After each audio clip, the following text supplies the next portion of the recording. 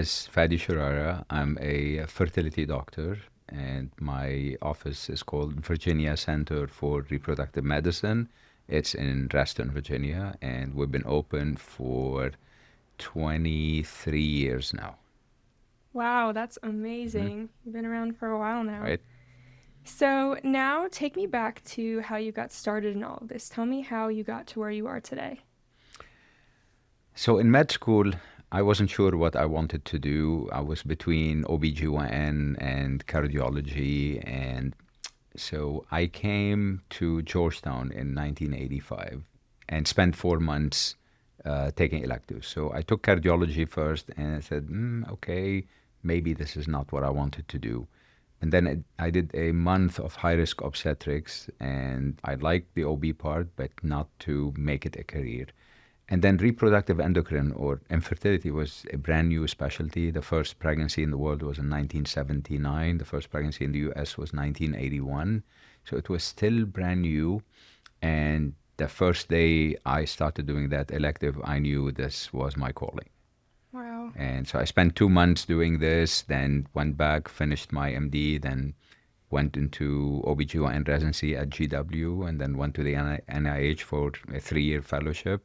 And I spent 6 years in academics, and then said, I need to do my own thing. And this is when I opened my practice. Wow, you've definitely been around the block. You knew it was definitely for you. That's awesome. So you said that helping couples achieve parenthood is one of the most meaningful callings in medicine. What core values drive your work every day? Every day is new. Every patient, every couple is new. Every couple is different. No two people have the same issue. And people struggle with this. And infertility has become more and more and more prevalent for multiple reasons. The biggest one is women waiting longer to have children, waiting longer to get married. Even people who get married in their 20s usually say, oh, I want to wait a little bit. My career is first. And the big thing that most women don't understand is they have a finite number of eggs. They're born with about 1.2 million eggs. By the time they get their first period, they're down to about 450,000. And these eggs are lost every single month at a rate of about 1,000 every month. Whether you're pregnant, asleep, traveling, you lose these eggs. By about age 37, the loss becomes even more accelerated. You lose about 1,500 eggs about age 37. So that's why women go through something called menopause when they don't have any eggs left. But this attrition of eggs is very different from woman to woman. Not every woman lose at the same rate. Some of them lose at a faster rate than others. And things like smoking, drugs, drinking, genetics make a huge difference in terms of this acceleration and this loss of eggs. Awesome. Seems like a lot of factors really go into it, things we don't even think about from day to day. For sure. All can have an impact overall. What does compassionate, patient-centered fertility care look like at Virginia Center for Reproductive Medicine? As I said, every couple is unique. And this is the only field in medicine where you just don't worry about one person, you're treating a couple. So if you have high cholesterol, you go to the doc and you address this. If your knee is hurting, you go see an orthopedic and you do this. This is very different. You go as a couple. Because if you take 100,000 couples, the problem is the man in about 40%, it's the female in about 40%, and the combination of factors from both in about 20%. So it takes two to tango. And if you could be in perfect shape, but if your partner has no sperm or very poor sperm, then your chance of getting pregnant are obviously extremely low. So you have to do what's called the infertility investigation. And this is why every couple is different. You have to do the testing, and then depends on what the problem is, you treat that problem. So people come in at the first appointment thinking that, oh, I'm just going to look at them, and it's like, okay, this is what's wrong with you, and this is what we're going to do. But no, people have to undergo this fertility workup to make sure there are no other problems. Many couples have what's called unexplained infertility, and that's about 10 to 20% of cases where it could be endometriosis, it could be other things. You do the workup and you really don't find anything majorly wrong, but you know something is not right because they're not able to get pregnant. So you treat them as such. So 15, 20 years ago, we used to do a laparoscopy on every woman to try to look for something called endometriosis. And we used to find endometriosis in about 40% of women. But now we just don't do that anymore. Even if they have what's called endometriomas or chocolate cysts in the ovaries, we try not to operate on these women and then move forward with treatment. The big thing with operation is when they remove these endometriomas or chocolate cysts, many women lose significant ovarian reserve. So that's that's why treating couples is very, very different. So the way at VCRM we look at this is completely unique. Every couple is different. I tell them, don't look at your friends because they may have a completely different issue. There's one of you, every woman is unique, every man is unique, and their situation is also unique. Right. Everybody's just a little bit Everybody's different. I like the point you made about when people ask their friends or... This is very common. I hear this all the time. I tell them, please, don't ask your friends. Don't go on the internet. The internet is a double-edged sword. The biggest disaster is for a non-medical person. Go on Google to get medical information because they don't understand what this means and say, oh, I read this on Google or I read this on Reddit or this couple on Reddit was saying this is their problem. That more than likely has no bearing on your situation. Exactly said. Founding VCRM was a major milestone. What vision did you have for the center when you started it, and how has it evolved over the years? That's an excellent question. So I opened the center to treat, if I was the patient, what would I be looking for? Because now medicine has become completely corporate. You go to see your dog, you may not even see your doctor now. You may see a nurse practitioner, you may see somebody, or you may go to a practice where there are 25, 30 different docs and you don't have a physician. Every time you go, it's somebody else. Sadly, this is the situation of medicine, not just in infertility, but across many medical specialties at this point. So this personal care has or is disappearing. And some people say what I practice, I'm like a dinosaur, but it's not. Infertility is such a personal problem. And unlike other things, you don't go, if you have a headache, you go to the store and you buy Tylenol or Advil and you'll be fine. This is completely different. The diagnosis of infertility for some couples is like somebody telling them you have cancer. This is how bad they really think. And they struggle with this, especially the women. For many men, they don't understand that women have what's called a biological clock. They hear it loud and clear. And for most men, they're completely oblivious to what's going on. But women do understand this issue. So they feel they have this window whereby they need to come in and try to have children. Sadly, the mean age of my patients is 40 and a half. So I don't see women in their 20s. They just don't come. One, most of them are not married. Two, if they're married, they're not interested in having children right now. I see a lot of women in their late 30s, early, mid, late 40s, and for many of those, it's game over. They need to look at other alternatives. So by the chance of getting pregnant from IVF at 44 is 1%. Having a child. By 45, it's practically zero. 46, 47, if you're calling our practice, we tell you if you're not coming to do egg donation, we're not going to see you because your chance is zero on your own at this point. That said, unless you've had 5, 7, 10 children before, but if you've never had children and you're 46, you're looking at probably an egg donation at that point. Wow. So time is critical. Do not wait. And one of the things one of the first program in the DC area to open an egg freezing clinic in 2003. And I knew this was going to be huge because women are waiting.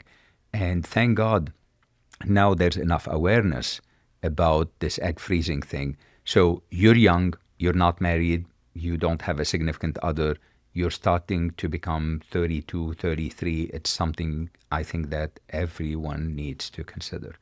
The biggest mistake that my patients tell me is not freezing their eggs before. They come in at 41, 42. It's just too late.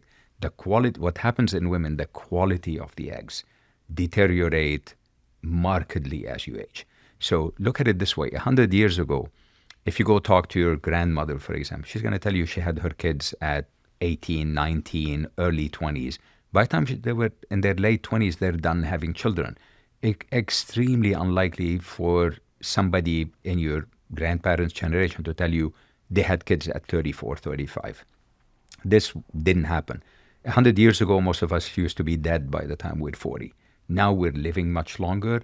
Women are spending at least a third of their lives after menopause. If you're not ready to have children and you're in your late 20s, early 30s, you really need to start thinking seriously about freezing your eggs. You may never use them, but I predict that, now about 14% of people who freeze their eggs come to use them, and this number will only increase. So what you're saying is it's definitely a good thing to put some thought to. Correct. When you're young. Correct. Yeah. But we tell patients this is not an insurance policy because freezing eggs does not mean the same thing as freezing embryos. For example, you need 24 mature eggs that are frozen to have about a 94% chance at having at least one child. So this is not a small number. So if you have diminished ovarian reserve and you only make 5, 6 eggs that are frozen, you really need to freeze much more, because I've had many patients that only froze 6 or 10 eggs, and many of them do not even make a single embryo to be even tested. So the more you have, the better it is. That's really interesting. How do you foster collaboration between physicians, embryologists, and staff to ensure every patient receives seamless care? Excellent. So it starts with your philosophy for the center, okay? So we are a boutique practice. We handhold our patients. When patients come in, we know them by their names. They come in, they feel, it's like Cheers. You walk in the bar and then, hey, Norm, everybody knows your name, okay? This is how it is for us. So that philosophy translates into very close collaboration between the physician, the embryologist, the nurses, the staff. So we're a small practice for a reason, and everybody communicates constantly throughout the day. So nothing falls through the cracks. The nurses know who the patients are. The staff knows who the patients are. The embryologists know who the patients are.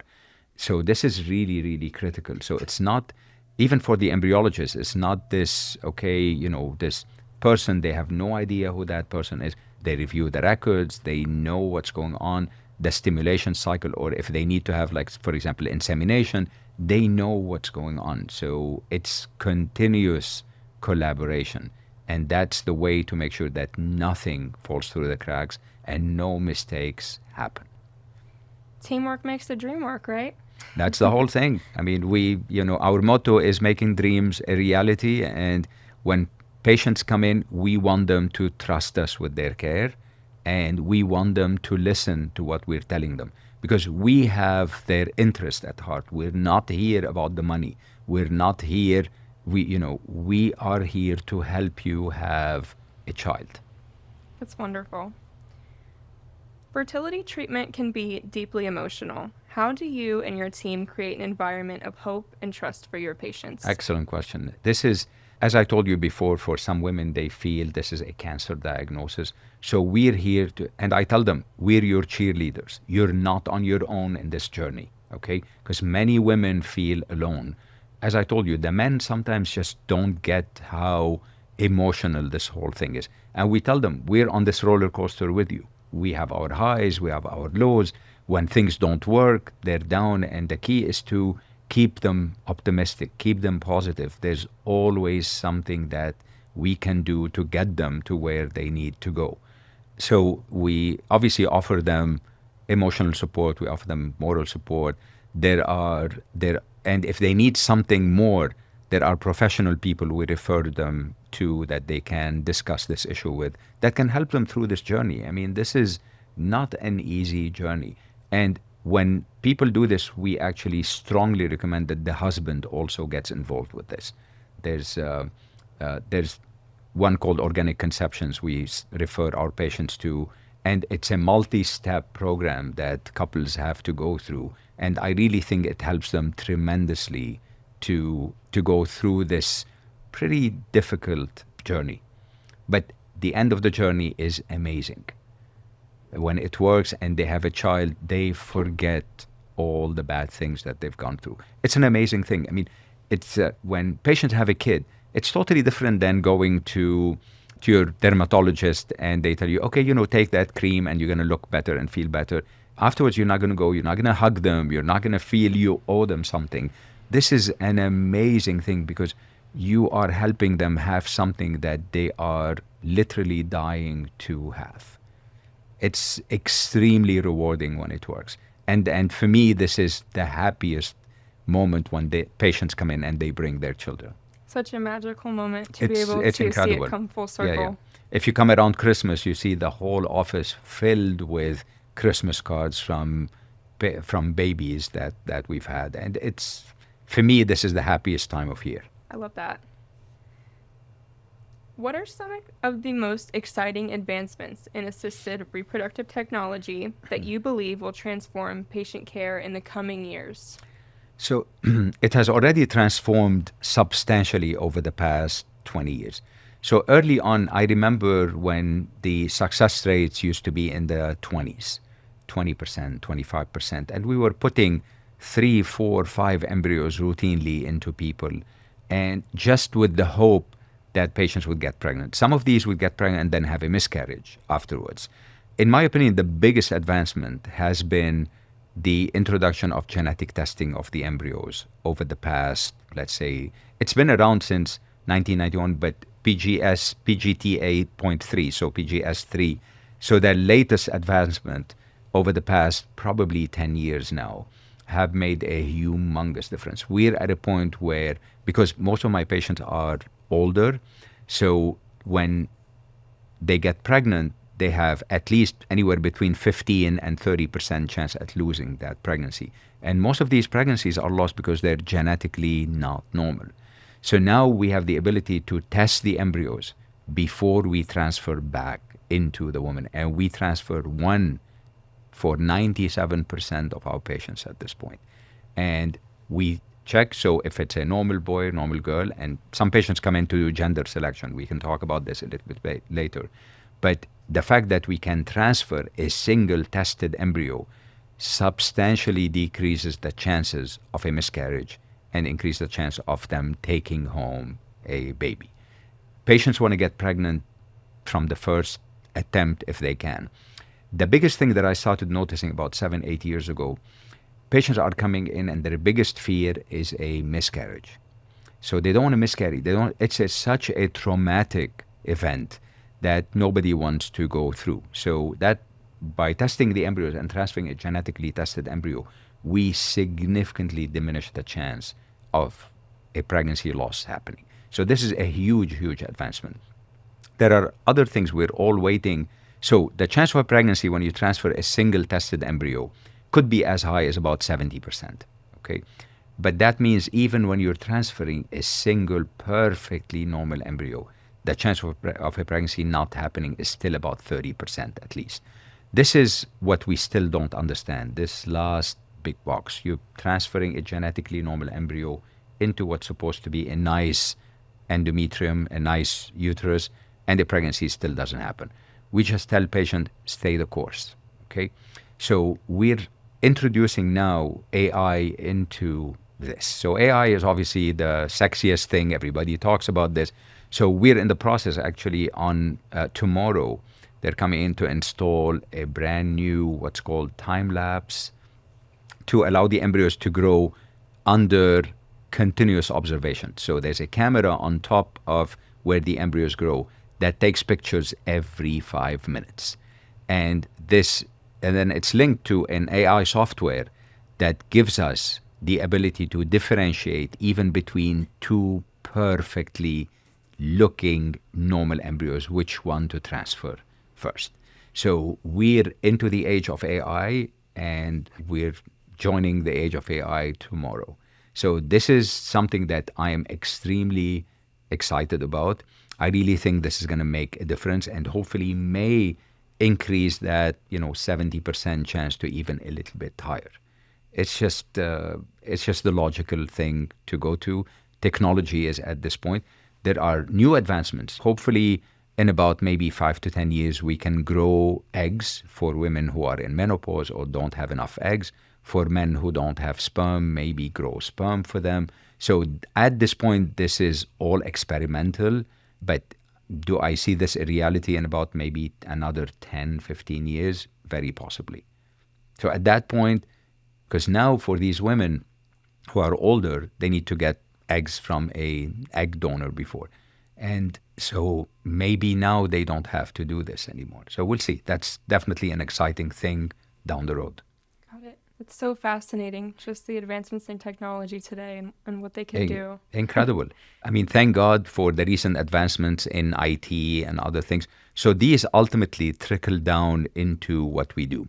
For ultrasounds are better now, the imaging is better, but this is the advancement in the lab. There may be, totally what's called automated labs at this for IVF, where you go in, you don't need to have 2, 3 people manning your IVF lab. You can do it with just one person, where robots would go and they do the procedures. They get the eggs. They actually get to the point of freezing the eggs, and all you have to do is, or the embryos, and then you just drop them in liquid nitrogen. May get to a point where they do the biopsy on their own. So this automated lab, people have been working on it, especially in Japan, over the past 15, 20 years. Do I see this becoming a reality in another 10 years? Very possibly. That is super interesting. When patients think of the Virginia Center for Reproductive Medicine, what's the one thing you want them to remember about their experience? Personalized care. We're a boutique practice for a reason. If they want to go to Walmart, you want to go to Walmart, or you want to go to Neiman Marcus, for example, or Saks. This is what we try to differentiate ourselves from. If you want to go to a doc who really knows what's happening with you, or you want to go to a center where it's a factory and you're just like everybody else in this factory. If people don't know any better, they assume that all centers are this way. Sadly, patients find me after they fail. So we tell them, do your research beforehand. I mean, the internet is available for everybody. Go look before you jump. Even if you have your doctor is recommending one center versus another, still do your homework. Go to the one where you feel comfortable. You may like and be perfectly fine with the factory approach. There's nothing wrong with that. The factory does a good job. But if you are a patient that needs more attention, that have a problem that's a little bit trickier, that you need answers to, that you want to sit down and talk to your doctor and try to understand what's really happening with you, then look more. Do your research. So we are a boutique practice for a reason, because we think we do a better job at taking care of our patients. And just kind of getting that unique, personalized experience. Correct. So we've been practicing personalized medicine. So the sexy thing has been for years, over the past maybe 5 to 10, personalized medicine. We've been practicing this from day one at VCRM. Everybody is different, and their case is different. How we approach them is different. How we handle them is different. Most of our patients are, by coming from other centers, are amazed at when they come at how everything is so different than their prior experience. They think everybody is like the first experience they had, and it's not. That's amazing. So as we wrap up, is there anything you'd like to add that I haven't touched on today? I think you've addressed a lot of things, but I will tell women out there, do not wait. Many OBGYNs that they see are so busy, they don't have the time to sit down and talk to them about things. If you're a 27-year-old and something is not right, you feel your periods are off, you're just not getting the answers from your OBGYN, come and see us. There may be something more serious going on. I've seen women in their early 20s start to lose their ovarian reserve. I've seen many people, especially over the past 3, 4 years, I'm seeing more young women coming in with diminished ovarian reserve. We don't know why this is happening. We're actually, looking at data now, try to figure out what's going on. But this is a real phenomenon. We are seeing it right now. So don't assume because you're 29 years old that everything is perfectly fine. You can come in, you can do a test, and that will tell you if you're fine or not. That at least would, if you're fine, you can take a deep breath and say, okay, you know what? I can wait a year or 2 or 3, and if I'm not married, I can come and freeze my eggs then. But women lose this ovarian reserve at different speeds. So if you're fine at 29, it doesn't mean you're going to be fine at 35. So don't, do the test. If you're fine, you can wait a little bit. If the test is not great, you may want to think very seriously about freezing your eggs earlier than you think. Got it. So take early action. Early action. Yep. You are your own advocate. Don't wait for your OB/GYN or your primary care doc or your friend to be your advocate. If you're not going to advocate for yourself, we have a problem. Perfect. I'd like to thank you so much for joining me on the podcast today. It was a pleasure hearing your story. Thank you. And having you. Pleasure was mine. Thank you.